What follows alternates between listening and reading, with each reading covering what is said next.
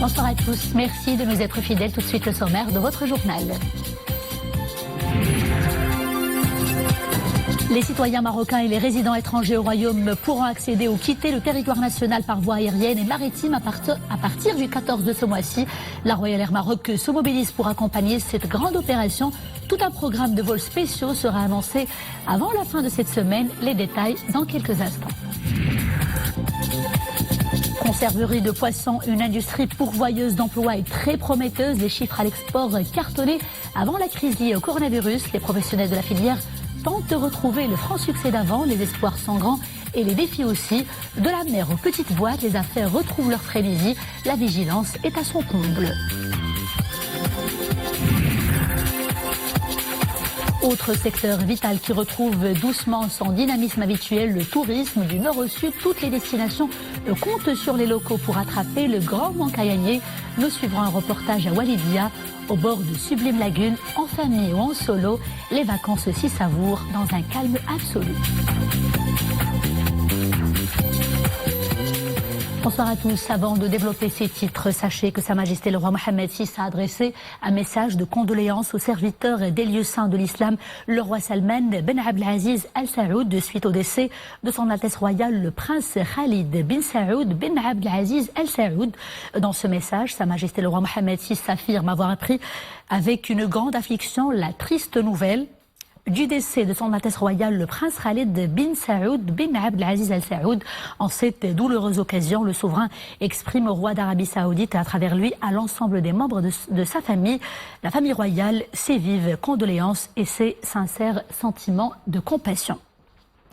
Sachez également que Sa Majesté le roi Mohammed VI a adressé un message de condoléances et de compassion au président ivoirien Monsieur Alassane Dramane Ouattara, président de la République de Côte d'Ivoire, suite au décès du Premier ministre du gouvernement ivoirien, Monsieur Amadou Coulibaly.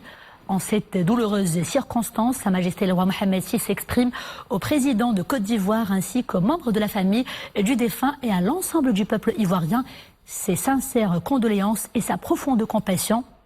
Dans ce message, Sa Majesté le Roi souligne que la disparition de M. Amadou Coulibaly, figure emblématique de la scène politique et assuma sa haute fonction avec patriotisme, représente une grande perte pour la République de Côte d'Ivoire.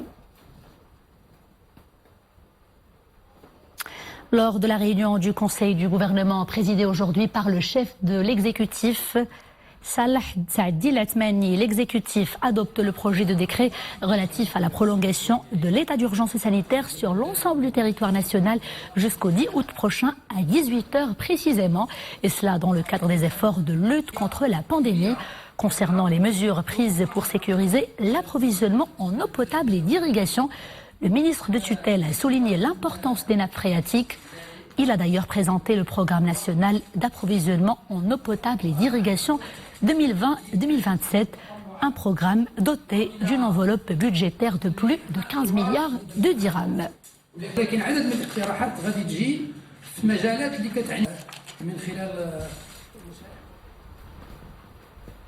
Les citoyens marocains et les résidents étrangers au Royaume ainsi que leurs familles pourront accéder au territoire national par voie aérienne et maritime à partir du 14 de ce mois-ci. C'est ce qu'annonce un communiqué du gouvernement et à travers le ministère de l'Intérieur, celui des Affaires étrangères, de la coopération africaine et des Marocains résidant à l'étranger et celui de la santé. Les passagers seront tenus de présenter avant l'embarquement un test PCR de moins de 48 heures ainsi qu'un test sérologique. Des bateaux ferries seront programmés à cet effet exclusivement à partir des ports de Sète en France et de Gênes en Italie. À l'exclusion de tout autre port, les voyageurs seront tenus de se conformer aux mesures d'hygiène strictes préconisées. Les Marocains résidant à l'étranger ainsi que les étrangers résidant au Maroc pourront aussi quitter le Royaume à l'issue de leur séjour par les mêmes moyens aériens et maritimes, conclut le communiqué.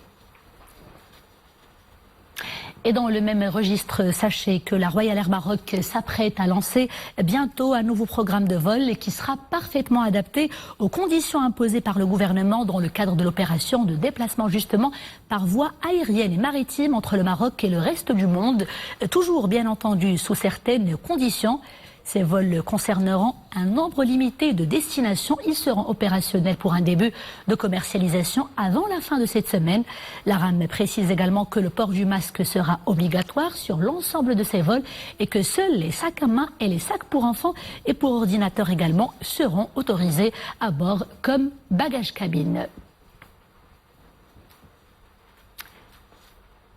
Et focus à présent sur l'évolution de la pandémie du coronavirus au Maroc. Avec ces nouveaux chiffres, 338 nouveaux cas d'infection au coronavirus ont été enregistrés pendant ces dernières 24 heures et 131 guérisons. Ce bilan porte à 15 079 le nombre de contaminations dans notre royaume et à 11 447 le nombre de personnes totalement rétablies. Le taux de guérison frôle pour sa part à présent les 76%. Aucun décès n'a été enregistré, fort heureusement, pendant ces dernières 24 heures. Le nombre de morts se maintient donc à 242, soit un taux de létalité d'1,6%. Et vous le savez, depuis le début de l'épidémie liée au coronavirus au Maroc, nos compétences ont pu rivaliser de créativité et d'ingéniosité pour lutter à leur manière contre le coronavirus.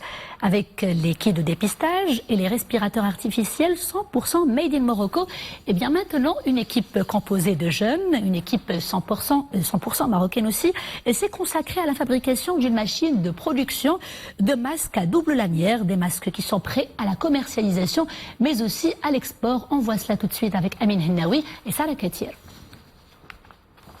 C'est une machine de production des masques de protection à double lanière auriculaire qui a été conçue et fabriquée par une équipe d'industriels et d'ingénieurs marocains. L'appareil se compose d'une machine de fabrication de carrés de masques et d'une autre qui sert à souder les lanières. Lorsqu'on regarde ces machines-là, au début de la pandémie, nous avons été obligés de les importer de Chine. Et désormais, nous commençons à les produire, nous allons les industrialiser pour leur production et commencer leur exportation, comme ça a été fait pour plusieurs choses au Maroc, dont les masques. Il faut savoir que ces machines-là regroupent des industriels de l'automobile, de l'aéronautique, des ingénieurs, des chercheurs. Cette création marque un tournant dans l'industrie nationale, vu que l'intégralité des pièces, soit plus de 400 composants mécaniques, électroniques et pneumatiques, a été intégralement usinée et fabriquée au Maroc par des équipes marocaines. Nous avons trouvé aujourd'hui que le Maroc a fait un saut supplémentaire dans la créativité de l'ingénierie industrielle grâce à son savoir-faire et ses compétences et ses ingénieurs marocains 100%. Donc c'est une machine 100% made in Morocco. La machine Earloop répond à la demande des industriels de fabrication des masques et permet de produire au Maroc tout ce qui est importé aujourd'hui et qui peut lutter contre la propagation de la Covid-19. La conserverie de poissons qui compte parmi les industries exportatrices sur lesquelles le Royaume mise beaucoup. Grâce à la richesse halieutique de son littoral, la région d'Agadir regorge d'immenses atouts pour y parvenir. Sauf que voilà, la crise liée au coronavirus a infligé de maigres bilans aux professionnels. Des professionnels qui tentent actuellement une reprise bien sûr progressive et surtout très prudente. Voyons cela avec Zakaria Mokrimbillah. La production tourne à plein régime dans cette conserverie de poissons d'Agadir. Depuis la reprise de l'activité, les employés doivent respecter des mesures barrières. En plus du port de visière et de masques de protection, ils sont appelés à se désinfecter régulièrement les mains. Un protocole strict qui s'applique depuis l'entrée de l'usine. Depuis l'apparition du Covid au Maroc, l'entreprise a été première dans la mise en place d'une série d'actions préventives, parmi lesquelles le port obligatoire des masques et des visières, la désinfection fréquente des mains, des locaux et du matériel, le travail en deux groupes au lieu d'un seul pour assurer la distanciation sociale, sans oublier l'utilisation de moyens de transport à 50% de sa capacité et la sensibilisation en continu des employés. Nous sommes dans une autre unité de production de poissons frais et congelés. À Agadir, le secteur fait travailler près de 70 000 personnes entre emplois directs et indirects. Pour maintenir une bonne cadence de production, la prévention sanitaire est de rigueur. بالنسبة للأسماك ديالنا Nous avons adopté un nouveau protocole de travail au niveau de notre unité industrielle. Nous veillons au respect de l'hygiène durant tout le processus de transformation et de mise en conserve des poissons. Le but étant d'acheminer un produit sain et de qualité aux consommateurs. Nous sommes attentifs au respect des mesures barrières afin d'éviter toute contamination. Le ministère de tutelle a pris plusieurs mesures préventives dans le contexte lié au Covid-19. Depuis le début de la crise sanitaire, nous suivons le déroulement des activités de la pêche maritime pour approvisionner les marchés nationaux. Les quais et les bateaux de pêche sont désinfectés. Des campagnes de sensibilisation sont organisées au profit des professionnels. La ville d'Agadir compte quelques 91 unités industrielles spécialisées dans la conservation de poissons.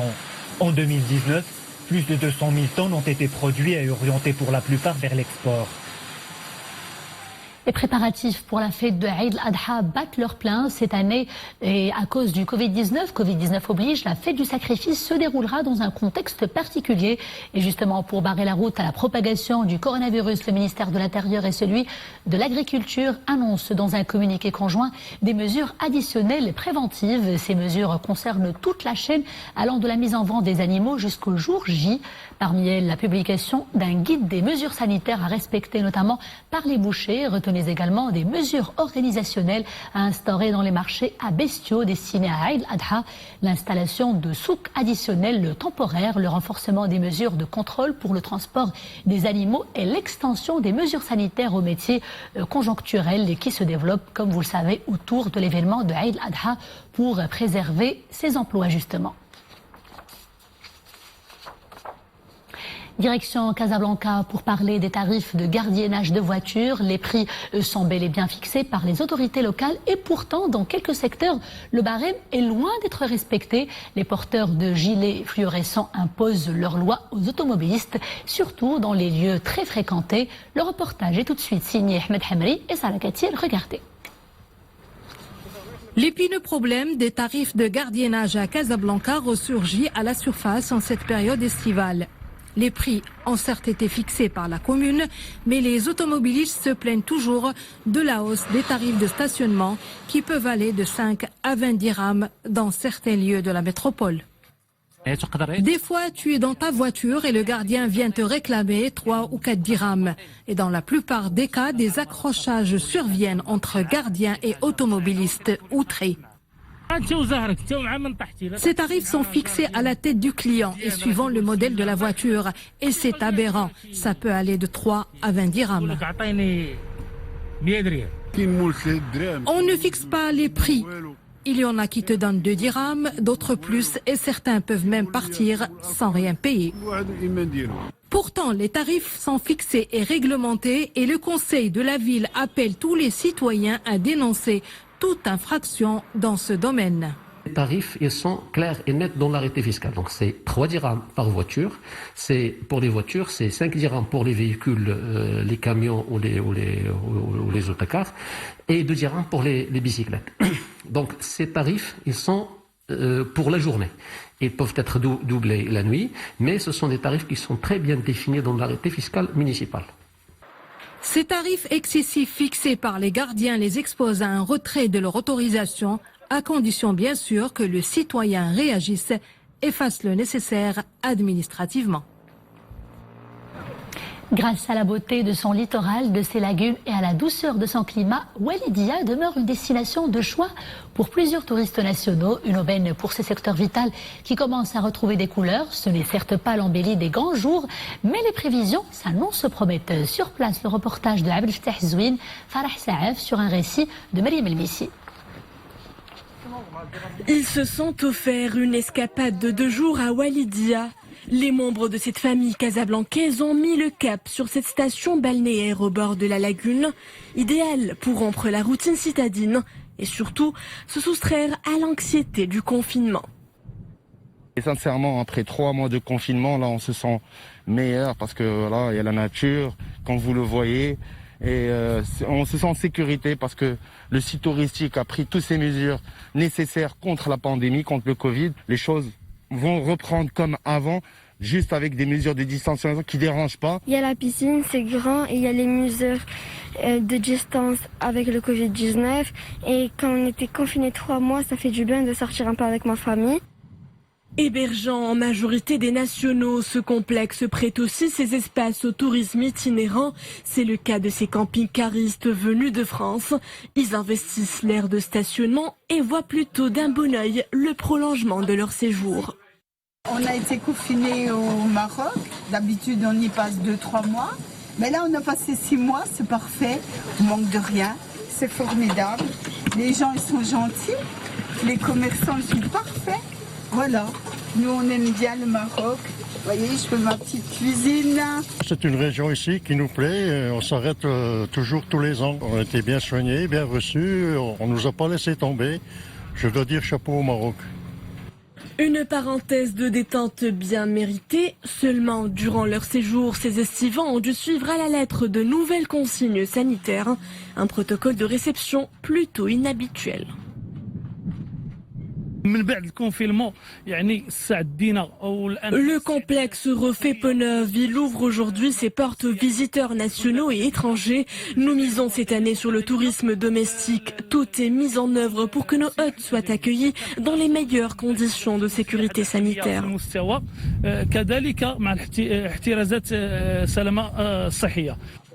Lourdement impactés par la pandémie du Covid-19, les professionnels du secteur commencent enfin à entrevoir le bout du tunnel. Ils espèrent compenser le gros manque à gagner avec l'arrivée de la saison estivale.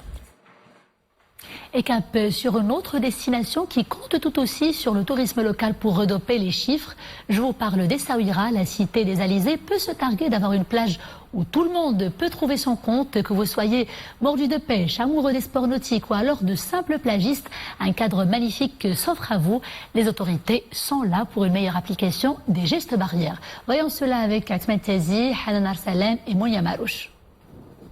Sur cette plage aux allures d'un petit chantier, l'heure est à la désinfection. L'opération vise à limiter la propagation du virus et à rassurer les plagistes.